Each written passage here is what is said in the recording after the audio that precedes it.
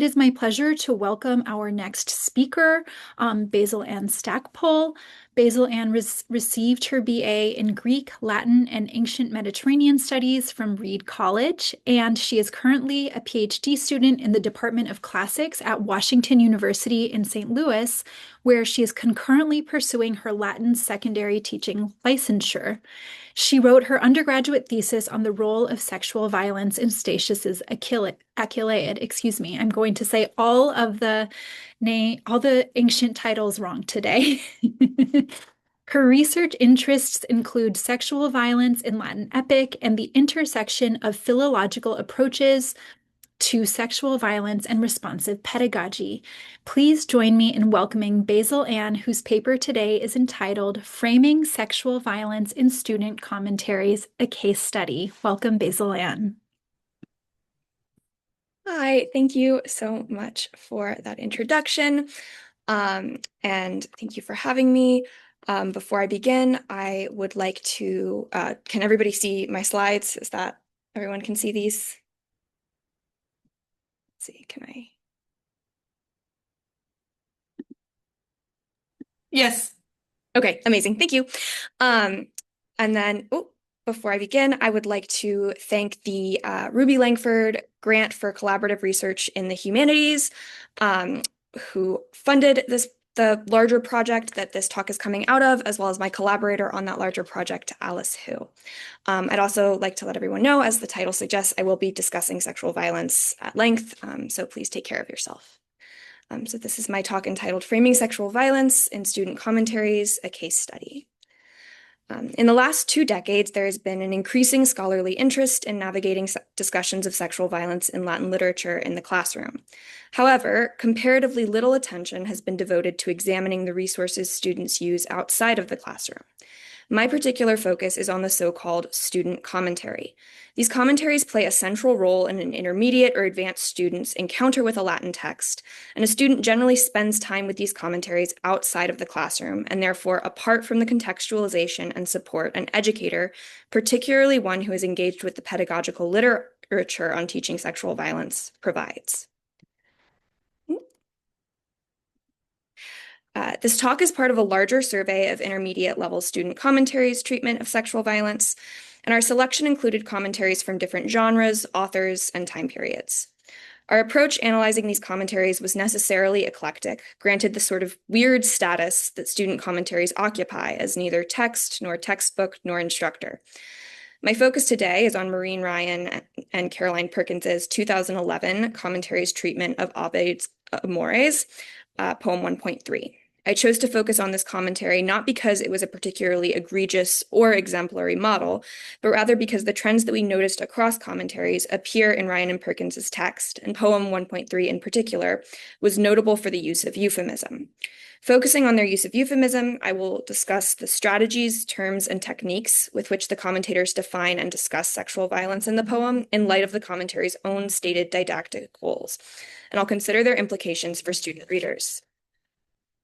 I'll begin by discussing what an intermediate commentary even is and what its goals are, as well as the general structure of the Amores commentary. I'll then move on to the way that sexual violence is presented in the commentary and the pedagogical effects of this presentation. And I'll close with some considerations for educators when selecting and using a commentary. So what do we expect from a commentary and a student commentary specifically? Commentaries are, in general, discursive materials. As Christina Krauss observed, commentaries are readings. No matter what the auctoritas of a commentator, and it can be considerable, a commentary is first and foremost an interpretation. And this discursiveness is often welcome. As Elaine Phantom argues, readers approach a commentary expecting a reading of the text. But though a commentary offers a reading, an experienced reader learns how to use the commentary as a tool to mediate their encounter with a text and not as the text itself. They are able to decide what information to take or leave. A central concern in producing any commentary is the issue of reader responsibility. That is, the need for commentaries to allow readers to draw their own conclusions and engage with the text, at least somewhat creatively. The idea of allowing for reader responsibility comports on the surface with the goals of intermediate language study. Intermediate language classes are generally conceived of as a bridge, facilitating students' transition from translation and basic comprehension to interpretation and critical analysis of works in context. The AP Latin course and curriculum, which is intended to align with current second year or intermediate college level courses, focuses on continued language acquisition with the inclusion of textual analysis and contextualization skills. The understanding of the objective of intermediate level language study and its position in a Latin language curriculum are reflected in the way that Ryan and Perkins describe their audience and present their commentaries' utility to users who still need some guidance with the language, but are ready to embark on interpretive work with contextualizing aid.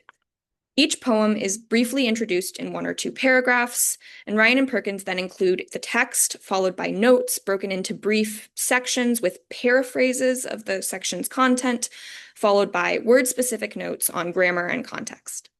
Ryan and Perkins pitch their commentary as a resource that encourages students to begin thinking critically about the text with the help of Ryan and Perkins's reading of the Amores. But while student commentaries are discursive resources, students frequently view these resources as the text. And this isn't an error on the student's part. Student commentaries pitch themselves as a one-stop shop for translating the text. And this is reflected in the commentary's design. The introduction to Ryan and Perkins' commentary implies that students are expected to read it in order using all of the notes. Furthermore, there is no separation between the introduction that Ryan and Perkins give and the text. I'll point out here on the slide that they put the title with the introduction between the text and title. I should note that Ryan and Perkins do offer limited bibliography for students to pursue on their own, but as Erica Zimmerman-Dahmer points out in her review of the text, instructors will have to direct students towards these works. And as Krauss points out, a commentary's reference to parallel works can serve merely to confirm the commentator's authority rather than to enhance the reader's engagement with these parallel texts. It falls on the reader to pursue all of the paths of inquiry a commentary points out. And even the most enterprising students may have some difficulty pursuing the bibliography on their own. Of the 3 articles listed after 1.3, one proved incredibly difficult to access, and another had 2 large block quotations in German on the first 2 pages, which may not be readable to an intermediate Latin student at the undergrad or high school level. So granted that students view these works as authoritative versions of the texts, it's worth considering what understandings of sexual violence the commentary puts forward, and the methods and strategies that are used to do this. In particular, I will be exploring the use of euphemism in the introduction and notes of Amores 1.3. In Amores 1.3, the elegiac speaker begs the object of his love to return his affection and promises to immortalize her in poetry, comparing her to 3 mythological exempla, Io, Leda, and Europa. In their introduction, Ryan and Perkins offer a précis of the poem and describe this particular section as a moment when the speaker loses credibility, since the exempla allow him to implicitly compare himself to Jupiter, the seducer in each instance, and an unfaithful lover, close quote. In the notes, Ryan and Perkins introduce these 3 mythological exempla as maidens loved by Jupiter, as Jupiter's loves, and Jupiter is described as having his way with Io, as having disguised himself as a swan to seduce Leda, and as having tricked Europa into climbing onto a playful young bull's back, Jupiter in disguise, so that he could carry her off across the sea to Crete. Jupiter's encounters with Io and Leda are reframed as consensual, and the euphemistic terms with which these mythological exempla are defined obscure the dynamics of coercion and violence in these myths. In the case of Europa, there isn't even mention of sex. Euphemism obscures the fact that this episode is of a sexual nature at all. So what does it mean to euphemize away, as it were, the violent undertones of these episodes? And what do I mean by euphemism? My discussion of euphemism is predicated on 2 assumptions based in sociolinguistic theories of euphemism and discourse. First, that euphemism is a power-oriented linguistic device, and second, that there are different types of euphemism and dysphemism that construct power relations differently.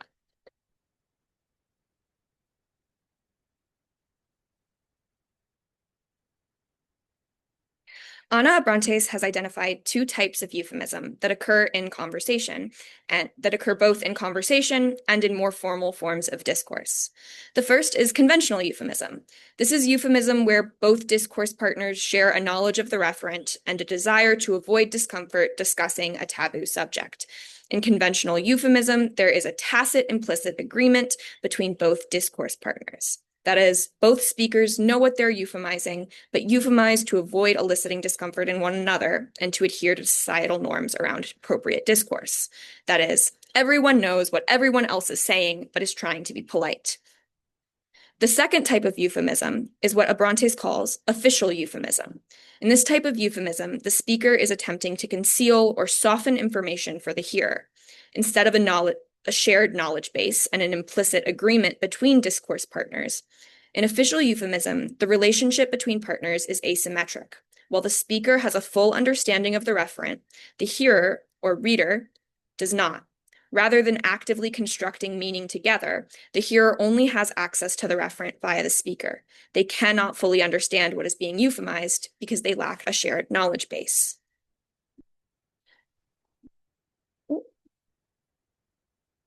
Sorry. Official euphemism is often reproduced implicitly, and speakers may obscure meaning unintentionally. In the case of the Amores commentary, Ryan and Perkins reproduce conventional euphemisms that exist in scholarship. A more experienced reader might read about Jupiter having his way with Io and understand that this phrase communicates an instance of sexual violation. But the tacit implicit agreement that exists between readers in the scholarly community does not exist between commentary author and student. It should not be assumed that a student will understand that having one's way or seducing or carrying off implies sexual violence. In fact, I can remember in my own early language study getting the myths of Helle and Phrixus and Europa confused because both involved young women being carried off by barnyard animals. The concept of official euphemism is particularly relevant in pedagogical settings, where there is inherently a knowledge disparity. Even when an author is not attempting to veil meaning, the asymmetric nature of both the power relationship and access to information leads to the same type of veiling that Abrantes observes in political and military settings. Colleen McGloin argues in her decolonial approach to euphemism and pedagogy that euphemisms, both conventional and official, have a depoliticizing effect. For McGloin, euphemism is a means of enforcing the standard boundaries of discourse, which are inherently political. McGloin argues that in the context of anti-colonial teaching, euphemisms are not just placatory maneuvers, but rather powerful tools that depoliticize lived realities in a way that reinforces the status quo. Two concerns then emerge from Ryan and Perkins' use of euphemism. On the one hand, they obscure knowledge that a student does not have equal access to, and on the other, they depoliticize the commented text, in this case, Amores 1.3. So the choice to euphemize in the commentary obscures the dynamics of violence and coercion present in these mythological exempla and precludes a student from fully evaluating and engaging with the text with a complete knowledge base. This on its own is a fundamental problem for a resource ostensibly designed to begin training students to evaluate texts. But beyond just curtailing a student's ability to engage with Amores 1.3, the euphemism in the notes contributes to a larger understanding fostered by the commentary as a whole of what sexual violence is or is not. While not all sexual violence is referred to as rape, and rape itself is a historically variable and culturally constructed offense, Ryan and Perkins do use the term rape in their commentary in the notes for poem 1.7. Ryan and Perkins provide a gloss for the mythological exemplum Cassandra and describe the incident as rape. Ryan and Perkins do not euphemize this instance, signaling that they are comfortable in some, but not all cases, using the term rape. They are not hesitant to acknowledge for students that rape exists, but rather they are hesitant to designate some instances as rape. Central to their description of Cassandra is their emphasis on the components of force and transgression. Cassandra was dragged away and raped. Ryan and Perkins do not offer a definition for what they mean by rape or how this term might be culturally variable, but instead assume that what rape is self-evident. And this assumption that one episode is clearly rape and the others are not rape implicitly creates a narrow definition of rape that is limited to only the most extreme and transgressive instances of sexual violence, where the use of force is clear and uncontentious. This definition bears similarity to modern conceptions of what Susan Estrich calls real rape.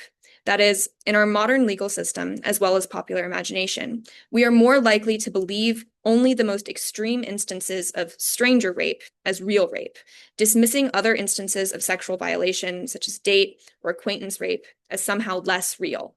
We are also inclined to believe that rape is only perpetrated by certain types of people, frequently according to prejudices and often racist assumptions, and that rape is only experienced by certain types of people, according to assumptions about chastity and innocence.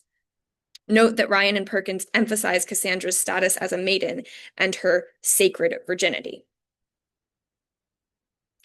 Joanna Bork has argued that this understanding of rape emerges from a collection of rape myths that are not coherent narratives, but rather fragmentary and frequently contradictory assumptions that permeate discourses about rape. Nevertheless, these myths are reproduced by Ryan and Perkins in their narrow understanding of what sexual violence is. The myth that some categories of forced sex are not really rape emerges when sexual violence is played down because it doesn't look like violent stranger rape. This implicit definition of rape does not necessarily conflict with ancient understandings of rape, where force and seizure are important components in defining rape. However, providing only an implicit definition of rape that straddles ancient and modern definition, Ryan and Perkins avoid the ambiguity, vagueness, and multivalence that characterize the ancient Greek and Latin vocabulary pertaining to rape. They do not discuss, for instance, the different way harm and who is harmed in an instance of rape is configured in ancient contexts. The lack of acknowledgement of the historical and cultural contingency of a term like rape goes against most pedagogical recommendations for handling the topic of sexual violence in the classroom. Yuri Hong, for instance, suggests graduated discussion questions that help place the incident in context and which encourage the student to move beyond broad generalizations and simplistic moral judgments that rape is bad and the ancients were sexist. Genevieve Lively, who discusses best practices specifically for talking about sexual violence when teaching Roman elegy, recommends encouraging students to think through representations of rape as sort of scripts that reflect culturally dominant discourse. When they straddle ancient and modern definitions of rape, Ryan and Perkins miss an opportunity to provide contextualizing aid to the student. So by euphemizing away sexual violence in their notes on 1.3 and implicitly promoting a narrow and perhaps historically ambiguous definition of the word rape, they curtail a student's ability to approach both the language and the poetry of Ovid with greater understanding, the commentary's stated goal. But it is not my recommendation that educators simply write this commentary off and not use it. As I've already discussed, these commentaries meet a critical need, and this particular commentary was not unique in its approach to discussing sexual violence. Nor do I expect Ryan and Perkins to have included a treatise on sexual violence in the introduction of the text. So how should a commentary like this be used? I'll return here to Krauss's idea of responsibility and the balancing that any commentary does between the simultaneous obligation to offer a reading, to direct readers towards the main questions scholars have asked of a text, and to offer some answers to those questions, with the obligation to allow some room for the reader to ask and answer their own questions. Any commentary author must juggle these considerations, and the authors of student commentaries must adapt their balancing act to meet the needs of a student. Fantham has argued that for first-time commentary users, the commentary should leave room for the teacher to take on the role of responding to student needs and questions.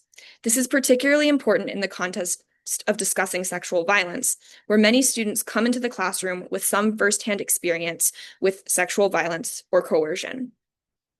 A living instructor can provide not only context and information, but also can respond to the unique needs of their students, a role that a commentary simply cannot fill. Commentaries are static resources in that they cannot respond to the needs of their students, and responsiveness is a pedagogical desideratum not only when discussing a difficult subject like sexual violence, but also in most educational settings where every class and every student will have different needs. Of course, many educators are not using commentaries as a one-stop shop. They may use selections from multiple commentaries or offer their own supplements. But even when instructors intend for a commentary to be used sparingly, students may still view it as authoritative. So when selecting and using a student commentary, it's important to clarify for students that the commentary is a tool and not the text. While incorporating strategies such as discussion questions and rape scripts are excellent recommendations for the classroom, it is important to remember that, hopefully at least, the first time the student reads the text is not in the classroom. If intermediate commentaries are meant to foster critical contextualized reading, then educators should make their framing visible. The burden, or perhaps opportunity, falls on educators to determine the strategies, tools, and resources that work best for their individual classrooms. Thank you so much.